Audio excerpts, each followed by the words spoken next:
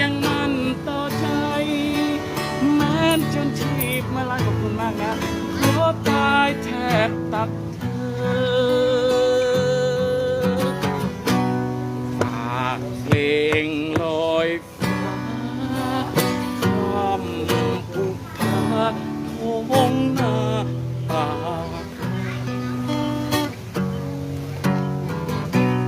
ได้รับยามใดดลให้หัวใจอ่อนไหวด้วยไฟรัก